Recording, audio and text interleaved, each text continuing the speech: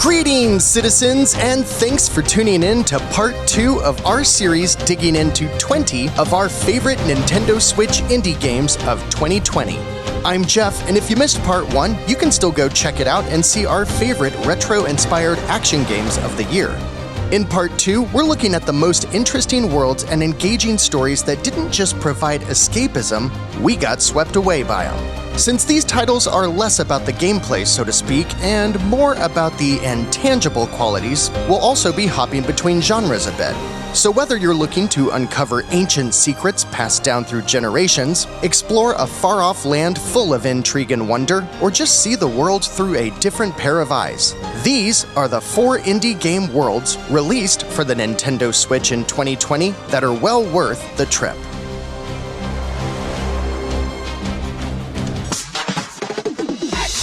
Shantae was a cult classic when it launched on the Game Boy Color back in 2002, and over the almost 20 years since, WayForward has continued to improve on the formula and build up their Shantae fanbase with every release, most notably with 2016's Half Genie Hero. In 2020, though, WayForward released the follow-up to their Half Genie hit, and as the 5th game in the Shantae series, Shantae and the 7 Sirens is the most streamlined and polished entry yet. Sporting the Saturday morning cartoon vibes of Half Genie Hero, 7 Sirens once again sends Shantae and her friends on a side-scrolling action exploration adventure. This time moving further away from the level-based structure of the past and more toward an open-ended world, 7 Sirens underlines the Metroid in Metroidvania. You'll explore the world, find a dead end or door you can't open, then explore more until you find a new magical ability.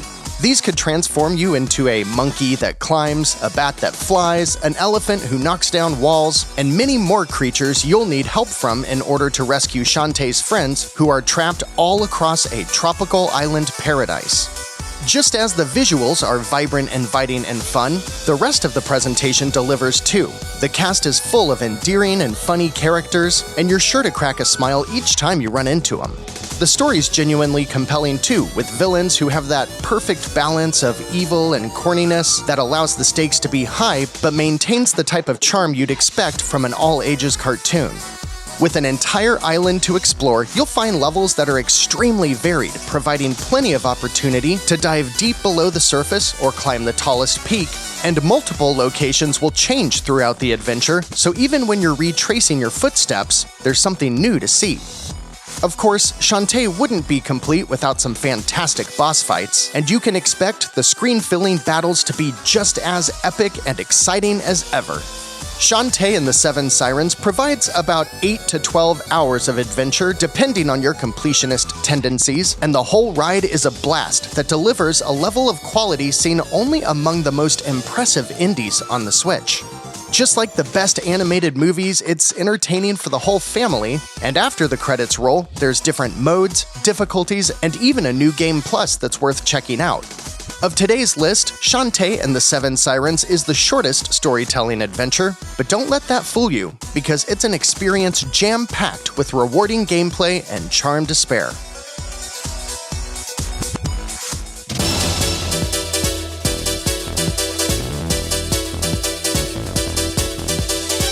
When it first released on PC in 2018, CrossCode stunned RPG fans with its ability to create a modernized take on the 16-bit action RPGs like Secret of Mana. The massive open world and trove of questlines will easily provide 40 hours of nostalgic wonder alone, but most who dive into the world of CrossCode will spend 60 hours or more, and there's a reason for that. One morning, Leah wakes up to find she's not exactly sure where she is, and she seems to have lost her voice. Before long, she receives a notification from her friend Emil that it's time to go on a quest. Oh, that's right, she's been playing Crossworlds so much recently, it's feeling like a part of her. That makes sense though, since it's a massive MMORPG. So Leah and Emil go to tackle a dungeon, but something feels off. You come to learn that when it's time for Emil and the other friends to log off for the night, Leah can't. She's actually stuck in Crossworlds. But who is she?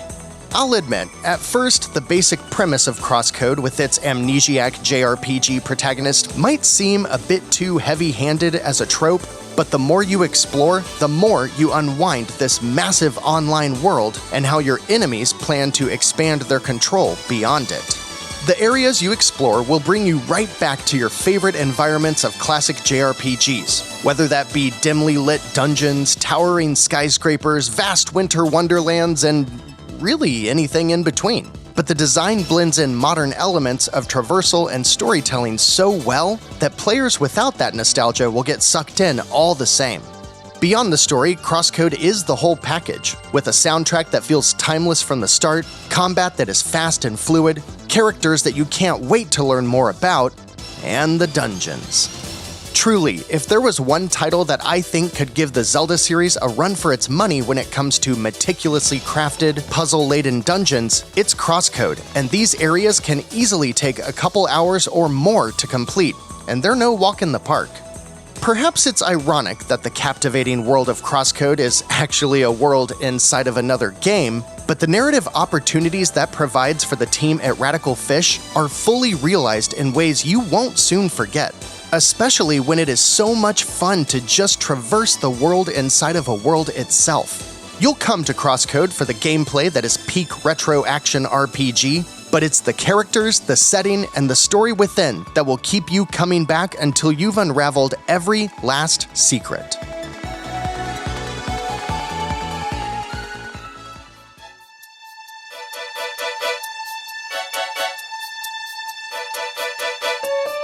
In August of 2000, Nintendo released a wildly creative, turn-based RPG called Paper Mario. It used a papercraft aesthetic and thrust the Mushroom Kingdom into yet another adventure, but this time with much more emphasis on the story and character dialogue than we had seen before. It was a critical darling, and the formula was nearly perfected 4 years later with the GameCube sequel Paper Mario: The Thousand-Year Door. Fans loved the chapter-based structure, varied cast of partner characters, and the grandiose tale unlike anything the Mario gang was used to. Sadly, while fans clamored for years to receive a sequel that stuck to that formula, one would never arrive. However, while most Nintendo fans were begging for more classic Paper Mario, a couple of friends from Panama were busy forming Moonsprout Games to tackle the vision that Nintendo would never realize. At first glance, the inspiration for Bug Fables: The Everlasting Sapling is clear. With bright, bold colors and a familiar papercraft aesthetic, you're introduced to V the Bee, Kaboo the Beetle, and Leaf the Moth. These three explorers have been tasked by the Queen of the Ant Kingdom to retrieve the Everlasting Sapling, which is said to hold the keys to eternal youth. You'll meet many characters along the way, all of whom have stories to share and usually provide the proverbial fetch quest you'll need to complete to earn their support. Like Paper Mario, everyone in the world of Bug Fables has a lot to say, and for the most part, it is clever and lighthearted, creating memorable impressions that keep things fun and interesting when you're not fighting for your life. And as this is an RPG, fight you will. Utilizing similar mechanics to, again, Paper Mario, battles happen when you choose to engage with enemies in the overworld and play out with a series of mini-games which require quick thinking and rhythmic button presses. Your enemies will taunt you, and your party will engage in witty banter as the battles play out, so the tone and humor of the game is never lost. There's also something to be said for the scale of the game, as it's always fun seeing the world from a bug's perspective. Bug Fables started as a passion project in 2015, was funded through Indiegogo in 2018, and released on PC in 2019 with the Switch port earlier this year.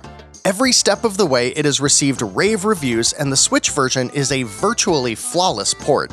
You can absolutely enjoy this game if you don't typically find yourself engrossed in RPGs, and while the point has been made numerous times in this video alone, you don't need to be a fan of Paper Mario either. However, make no mistake, Bug Fables is, without a doubt, the game that those clinging to the Thousand-Year Door have been waiting for. It delivers on the pitch in spades while doing more than enough to stand on its own. Bug Fables: The Everlasting Sapling is a unique and outstanding game with a delightful world and characters that'll make you wish you were an inch tall.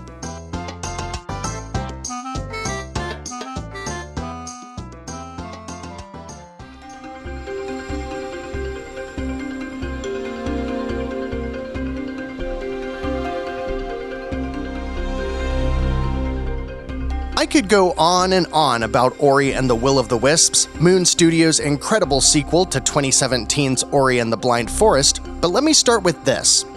When the port of Ori 2 was announced and simultaneously released along Hades during that amazing September Indie World presentation, it was revealed alongside a gorgeous limited physical edition by I Am 8-Bit, and I didn't skip a beat. I paid no attention to the price and a moment later realized I had spent $150 on this game I had just finished playing through Xbox Game Pass.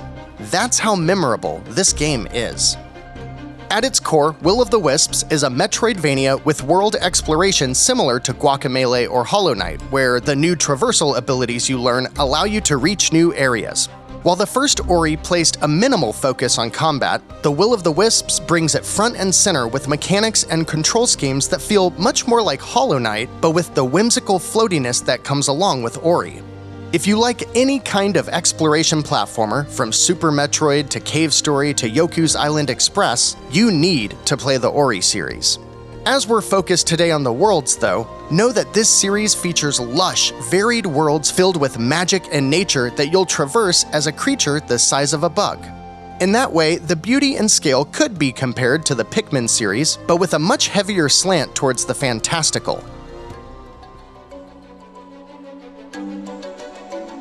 The sequel also adds far more characters to meet along your journey, an owl sidekick named Ku that is criminally adorable, and even a home base of sorts that will develop as you complete quests for the residents. You'll even recruit more residents who will provide upgrades that directly impact every aspect of the game. The original Ori and the Blind Forest pulled no punches when it came to tugging on your heartstrings, and you should expect the same here. The characters are so expertly crafted that you'll feel every jump for joy, gasp of fear, and pang of sadness right alongside the story of innocent creatures clinging to light as they're pushed from their homes by the evil, gigantic skeleton raven Shriek. Whether you're uncovering ancient tombs with long-forgotten technology, scaling the tallest mountain to gaze over the mythical forest, exploring the darkness of labyrinthine caves, or traversing the ground level as you expose more of the world to light, every single inch of Ori and the Will of the Wisps is expertly crafted and intriguing to explore through and through.